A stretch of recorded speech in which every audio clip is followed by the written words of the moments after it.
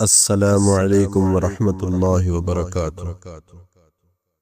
تو دوستو، ہر آسمانی مذہب ایک ایسے دن کے آنے کا اعلان کرتا ہے جہاں عدل ہوگا، ظلم نہیں ہوگا، جہاں ہر مظلوم کی داد رسی ہوگی، جہاں ہر مقتول اپنے قاتل کا گریبان پکڑ سکے گا، جہاں ہر مظلوم ظالم سے انتقام لے سکے گا۔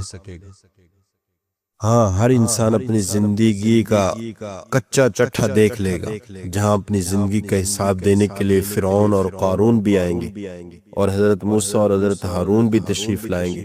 اس دن کے قرآن کی زبان میں کئی نام ہیں، لیکن زیادہ مشہور یوم آخرت اور دوستو قیامت ہے۔ اس دن کے آنے میں تو کسی کو شک نہیں، لیکن سوال یہ ہے کہ قیامت کب آئے گی؟ یہ سوال جب حضور اکرم صلی اللہ علیہ وسلم سے کیا گیا تو آپ نے بھی کوئی متعین تاریخ نہیں بتائی، البتہ اس کے علامات بتا دی جو اس دن کے آنے کے لیے ہر اول دستے کی حیثیت رکھتی ہیں، جو اس دن کے آنے کے لیے خطرے کی گھنٹی کی حیثیت رکھتی ہیں، جو اس دن کے آنے کا چیخ چیخ کر اعلان کرتی ہیں، جو ہمارے نبی صلی اللہ علیہ وسلم کی صداقت اور پیشن گوئیوں کا مظہر ہے۔ یاد رکھیے کہ ان میں سے بعض علامات تو وہ ہیں جو واقع ہو چکی ہیں، اور دوستو بعض وہ ہیں جنہیں ہم اپنی آنکھوں سے وقوع پذیر ہوتا دیکھ رہے ہیں۔ ان میں سے ہر علامت میرے آقا کی صداقت کی گواہی دے رہی ہے۔ انجیل اور تورات کے مطابق میرے آقا کا دنیا میں آنا اور انتقال فرما جانا قیامت کی پہلی علامت ہے جو پوری ہو چکی۔ میرے آقا نے وقوع قیامت کی جو علامات بیان فرمائی تھیں، ان میں سے ایک یہ تھی کہ کیسر و کسریٰ جیسی سپر پاور حکومتیں مسلمانوں کے ہاتھوں شکست کھا جائیں گی۔ یہ علامت جب بیان کی گئی تھی تو مسلمانوں کی بے سر و سامانی کی پیش نظر ناممکن معلوم ہو رہی تھی، اس لیے دشمنان رسول صلی اللہ علیہ وسلم نے مذاق اڑایا تھا، کہتے تھے گھر میں کھانے کو نہیں ہے اور کیسر و کسریٰ پر حکومت کرنے کا خواب دیکھ رہے ہیں۔ مگر دنیا جانتی ہے کہ یہ علامت پوری ہو کر رہی، اور بہادر مسلمانوں نے کیسر و کسریٰ کے تاج و تخت کو اپنی جوتوں تلے روند ڈالا۔ میرے آقا نے یہ بھی فرمایا کہ قیامت تب آئے گی جب قسطنطنیہ مسلمانوں کے ہاتھوں فتح ہو جائے گا۔ چنانچہ یہ علامت بھی سلطان محمد فاتح کے ہاتھوں پوری ہو چکی، اور اب قسطنطنیہ کو استنبول کے نام سے جانا پہچانا جاتا ہے۔ میرے آقا نے یہ بھی فرمایا تھا کہ قیامت تب آئے گی جب مسلمان ہندوستان پر لشکر کشی کریں گے اور اس سے فتح کریں گے۔ یہ علامت بھی پوری ہو چکی۔ میرے آقا نے یہ بھی فرمایا کہ اس وقت تک قیامت قائم نہ ہوگی جب تک مسلمان ترکوں سے نہ لڑیں، جن کے چہرے چپٹے ہوں گے، جن کے لباس بال کے ہوں گے، اور بالوں ہی کے موزے اور یا جوتے پہن کر وہ چلتے ہوں۔ یہ علامت بھی دوستو پوری ہو چکی۔ میرے آقا نے یہ بھی فرمایا کہ قیامت سے پہلے 30 کاذب دجال پیدا ہوں گے، جن میں ہر ایک نبوت کا دعویٰ کرے گا۔ علماء کہتے ہیں کہ 30 کا مطلب بہت سارے جھوٹے مدعیان نبوت پیدا ہوں گے۔ اگر آپ مسلمہ کذاب سے لے کر مرزا غلام احمد قادیانی تک مدعیان نبوت کا حالات پڑھے تو میرے آقا کی بات کی تصدیق کریں گے۔ میرے آقا نے یہ بھی فرمایا کہ قیامت میں سب سے پہلے خصوصیت کا اسلام ہوگا، اور تجارت کثرت سے ہوگی، یہاں تک کہ عورت بھی اپنے مرد کا ہاتھ بٹایا کرے گی۔ اگر آپ دور حاضر میں تجارت کی گرم بازاری کو دیکھیں تو میرے آقا کی پیشن گوئی کی صداقت کو تسلیم کریں گے۔ میرے آقا نے یہ بھی فرمایا تھا کہ قیامت جب آئے گی تو رومی سب سے زیادہ ہوں گے۔ رومیوں سے مراد اہل یورپ۔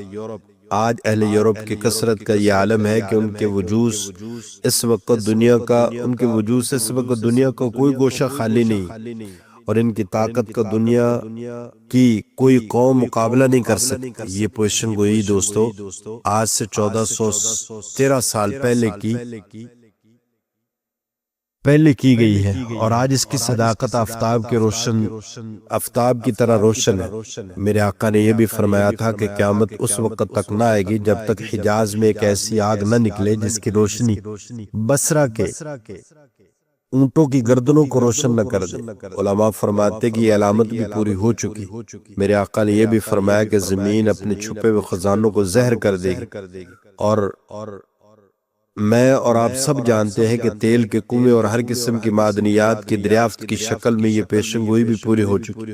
میرے آقا نے یہ بھی فرمایا تھا کہ قیامت کے قریب عورتیں ایسا چست لباس پہن کر پھریں گی کہ گویا وہ ننگی ہیں۔ نہ اہل لوگوں کے ہاتھوں میں عنان اقتدار آ جائے گا۔ مرد اپنی بیوی کی بات تو مانے گا لیکن والدہ کی بات کو ٹھکرا دے گا۔ انسان اپنے دوستوں کو خوش کرے گا مگر والد کو ناراض کرے گا۔ اولاد اپنی والدہ کو لونڈی اور نکرانی کی حیثیت دے گا۔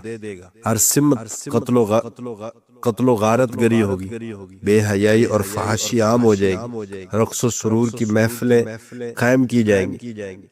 دوستو، یہ علامات جو میں نے احادیث کی روشنی میں بیان کی ہیں پوری ہو چکی ہیں۔ زمین اپنے پوشیدہ خزانے اگل رہی ہے، عورتیں عریانی کو اختیار کر چکی ہیں، نہ اہل لوگ اقتدار پر متمکن ہیں، والدین کو ستایا جا رہا ہے، ان کے ساتھ غلاموں اور لونیوں کا ساتھ سلوک کیا جاتا ہے، قتل و خون ریزی عام ہو چکی ہے، بے حیائی آخری سرحدوں کو چھو رہی، گھر گھر میں ڈانس ہو رہا ہے۔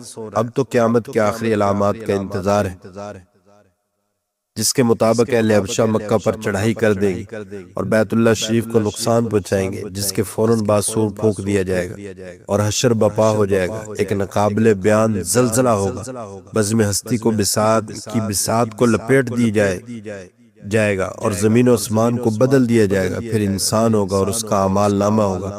اعمال کے سوا کوئی دوسری چیز کام نہیں آئے گی، نہ سیادت و قیادت، نہ حسب و نسب، نہ حسن و جمال، نہ دنیاوی فضل و کمال۔ میرے ساتھیو، یہ سوال اتنا اہم نہیں ہے کہ قیامت کب آئے گی، بلکہ اصل اہمیت تو اس بات کی ہے کہ ہم نے قیامت کے لیے تیاری کیا کی ہے۔ ہم مختصر سے سفر پر روانہ ہوتے ہیں تو اس کے لیے بھرپور تیاری کرتے ہیں، لیکن اتنے لمبے سفر کے لیے ہم نے کچھ بھی تیاری نہیں کی۔ اور یاد رکھیے کہ وہ قیامت تو جب آئے گی، آ ہی جائے گی، مگر ہر شخص کی قیامت تو اسی وقت آ جاتی جب اس کی زندگی کی مہلت ختم ہو جاتی۔ موت کے ساتھ ہی ہر انسان کی قیامت دوستو قائم ہو جاتی ہے اور اس کے حساب و کتاب اور جزا و سزا کا سلسلہ شروع ہو جاتا ہے۔ عقل مند وہ ہوتا ہے جو ہواؤں کا رخ دیکھ کر موسم کا اندازہ لگا لیتا ہے، جو بادلوں کے تیور دیکھ کر اپنا سامان سمیٹنا شروع کر دیتے ہیں اور بارش کے نقصان سے بچنے کی تدبیریں اختیار کر لیتے ہیں۔ ہم جب اپنی آنکھوں سے قیامت کے علامات کو پورا ہوتے دیکھ چکے ہیں تو عقل مندی کا تقاضا یہ ہے کہ ہم وہاں سرخرو اور کامیاب ہونے کی تیاری بھی شروع کر لیں۔ اللہ تعالیٰ مجھے اور آپ سب کو قیامت کے سوال و جواب کے لیے ہر وقت تیار رہنے کی توفیق عطا فرمائے۔